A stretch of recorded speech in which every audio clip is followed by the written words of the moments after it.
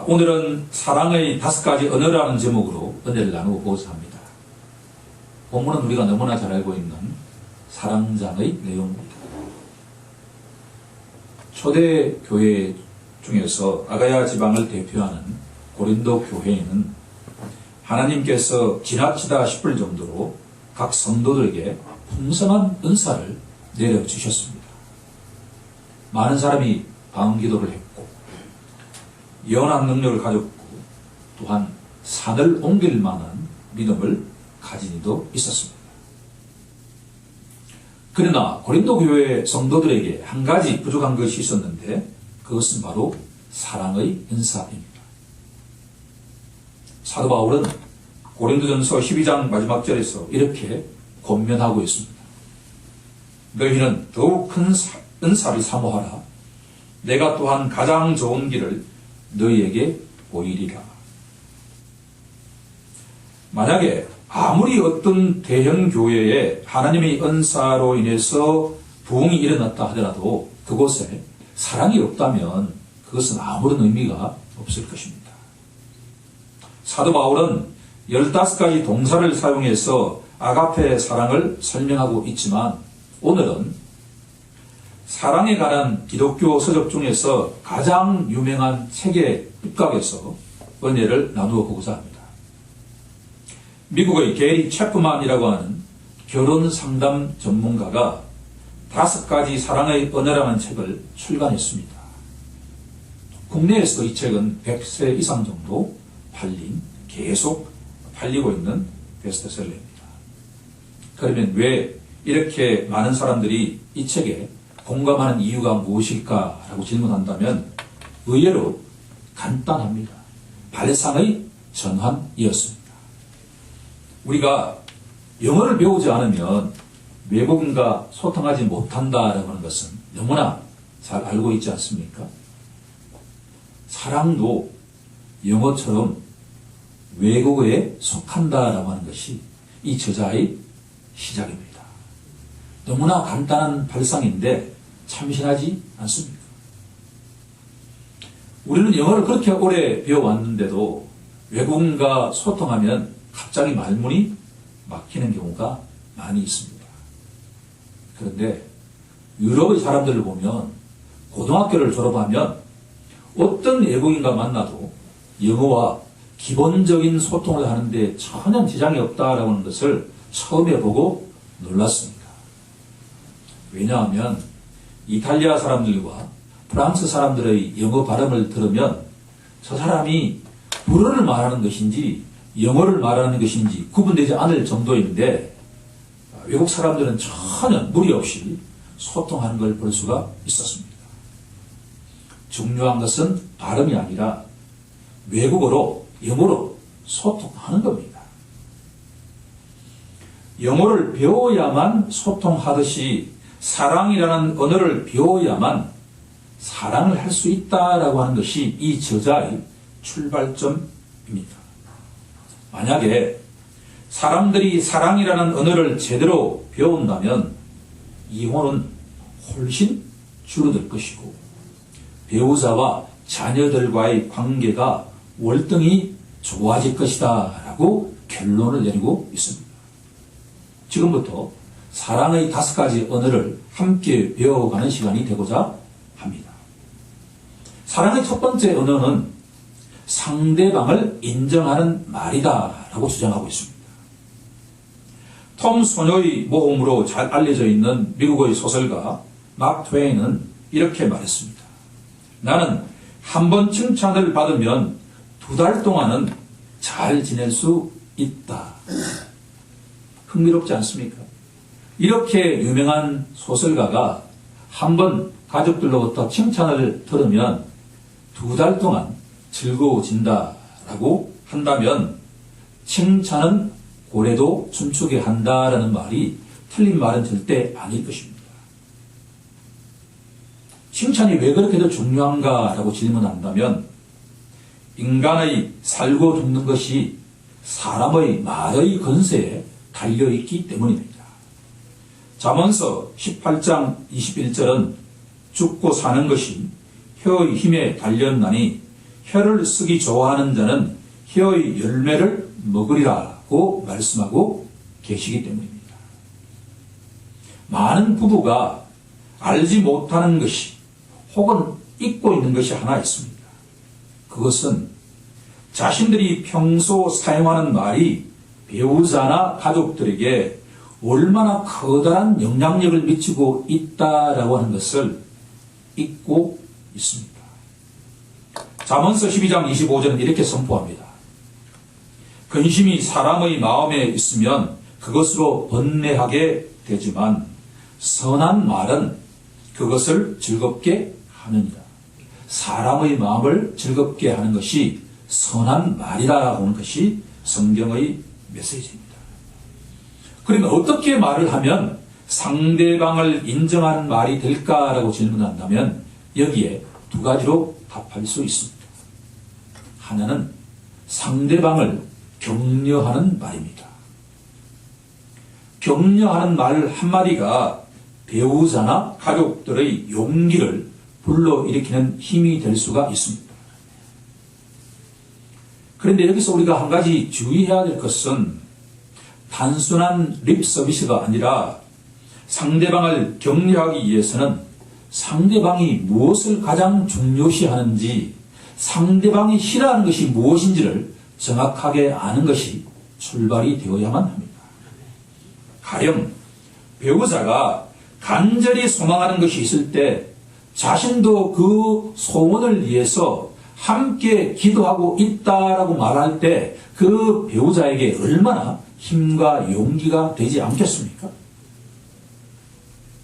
더구나 가끔 배우자가 일상의 변화를 추구할 때 그것을 알아채고 입술로 표현하는 것은 상대방을 격려하는 말이 됩니다.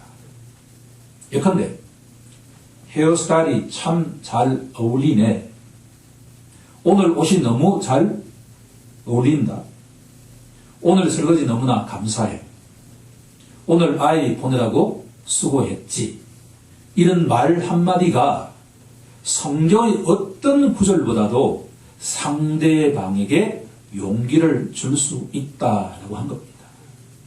그런데 경험적으로 보면 이 말 한마디가 그렇게 왜 어려운지 모르겠습니다.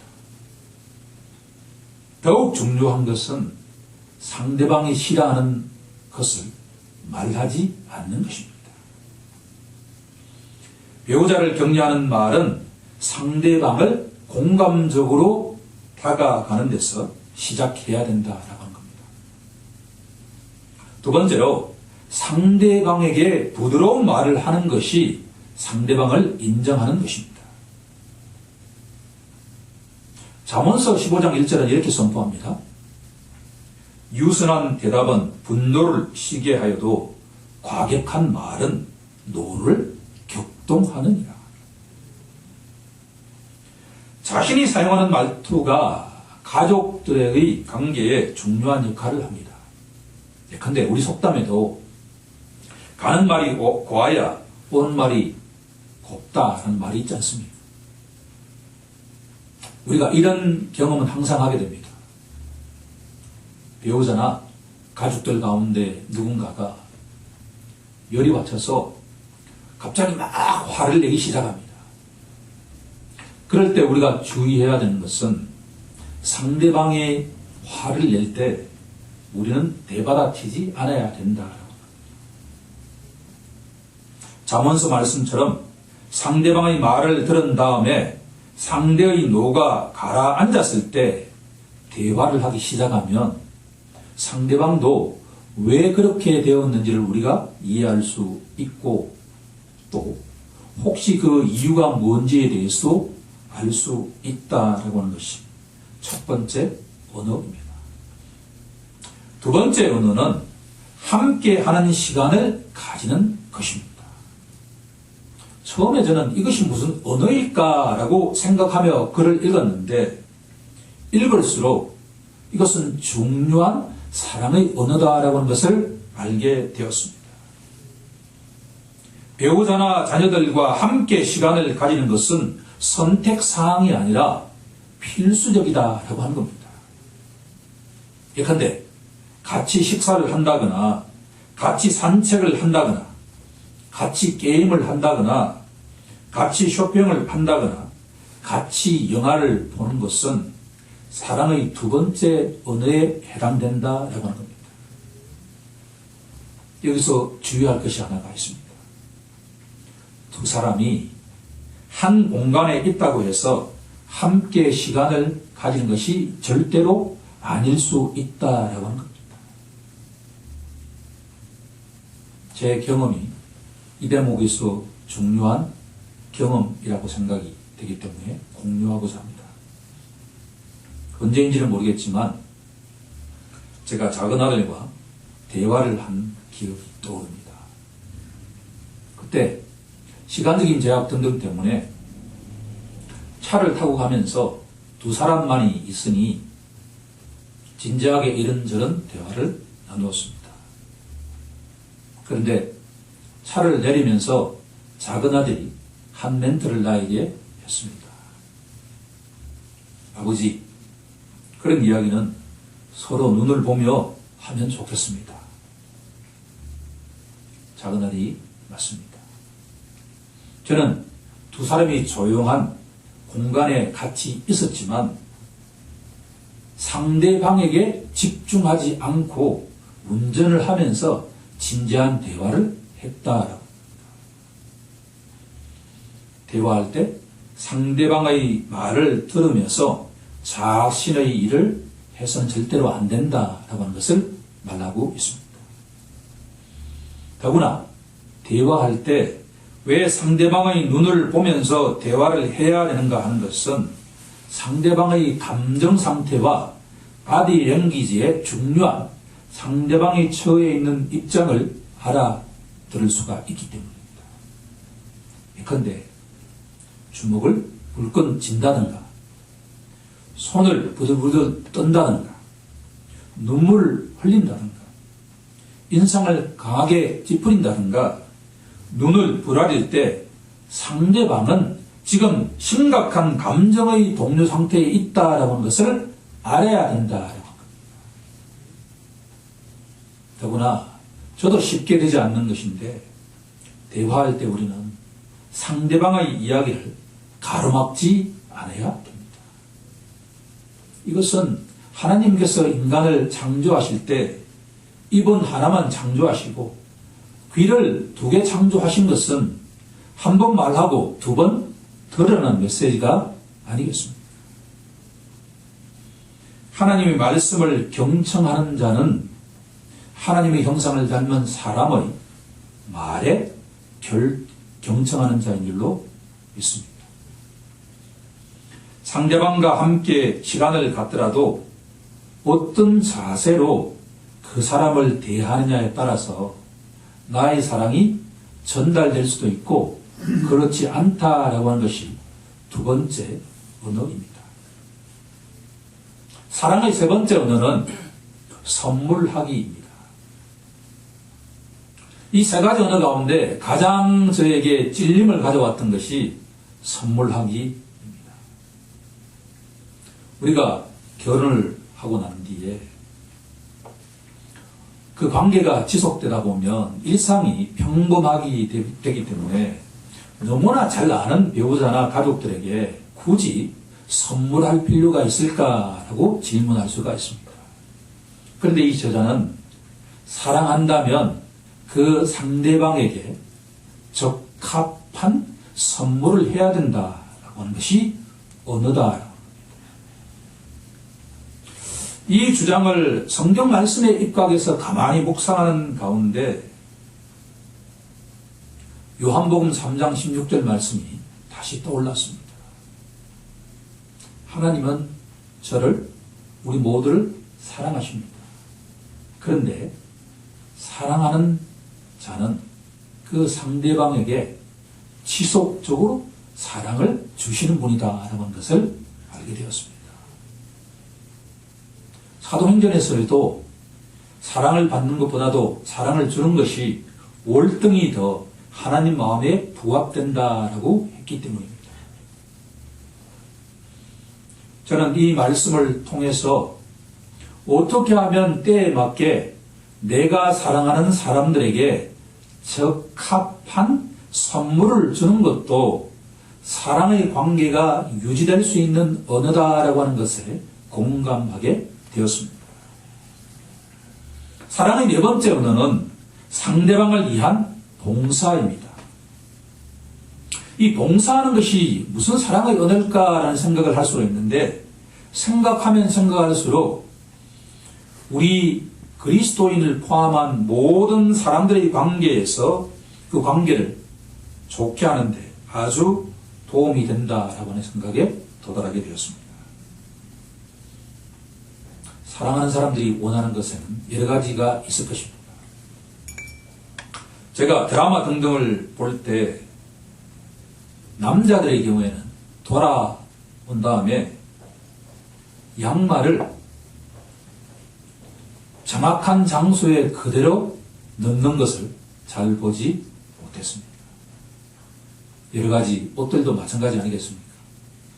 그런데 바꿔 생각해 보면 그 배우자 되는 사람들에게는 그것이 상당하게 불편함으로 작동할 수가 있다라고 합니다. 여기서 중요한 것은 뭐냐 하면 우리가 어떤 일을 할 때 자발적으로 마음에 우러나와서 해야 된다라고 하는 겁니다.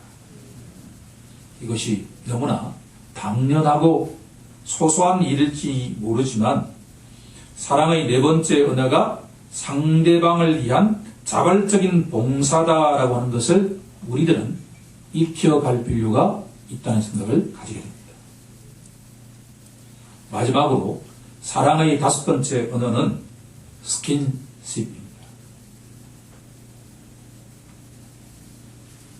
배우자나 자녀가 집을 나설 때 현관까지 나와서 잘 갔다 오라고 말하는 것도 스킨십입니다.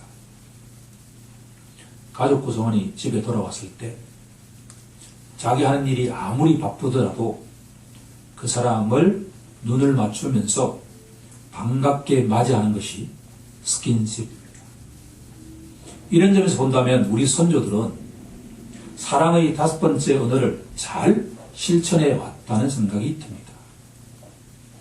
할머니께서 말씀하시는 것 가운데 지금도 기억에 남는 것은 우리 집에 어떤 사람이 오면 그 사람이 누구든 간에 일어서서 인사하면서 맞이하고 그 사람이 집을 떠날 때에는 잘 배웅해 주어야 된다라고 하는 것을 지금도 제 마음속에 각인되어 있습니다.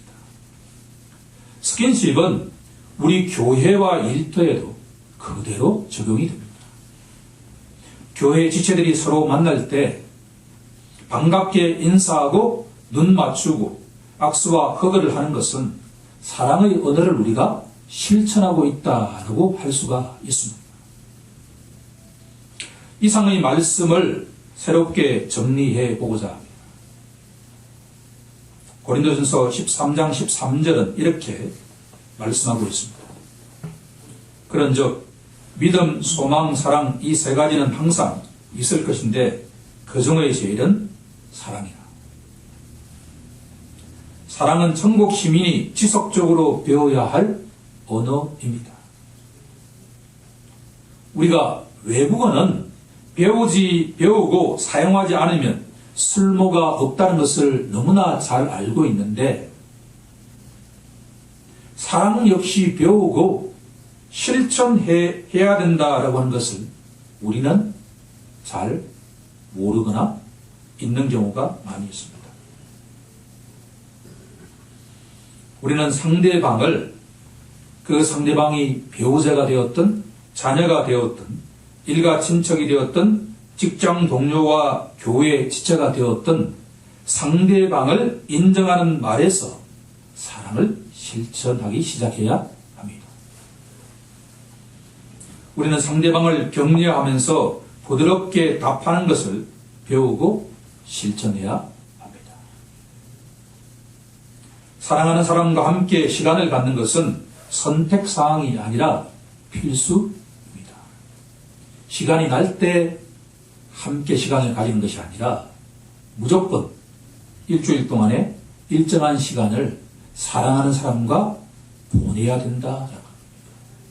어떻게 보면 우리가 주일 예배와 이 수요 예배에 나오는 것도 사랑의 언어를 익히고 실천하는 것이다고 생각할 수도 있습니다. 사랑하는 사람이 좋아하는 선물을 때에 맞게 주고받고 자발적으로 그 사람을 위해서 봉사하면서 적극적으로 스킨십하는 것이 그리스도인들이 사랑을 이 땅에서 실천해야 될 언어다라고 하는 겁니다. 언어는 매일 조금씩 배우고 사용하지 않으면 절대로 느는 것이 아닙니다. 사랑도 동일하지 않겠습니까? 성경이 말하는 내용을 우리가 너무나 많이 아는 것도 중요하지만 오늘 게리 채퍼만이 이야기하는 이 5가지 사랑의 언어를 배우고 날마다 실천하는 것도 우리 그리스도인들이 이 세상에서 소금과 빛이 되는데 유익한 언어라는 생각을 하지 않을 수가 없습니다. 우리 모두 사랑의 5가지 언어를 날마다 배우고 익혀서 사랑의 전파자가 되길 우리 주 예수 그리스도 이름으로 간절히 축원하옵나이다. 아멘.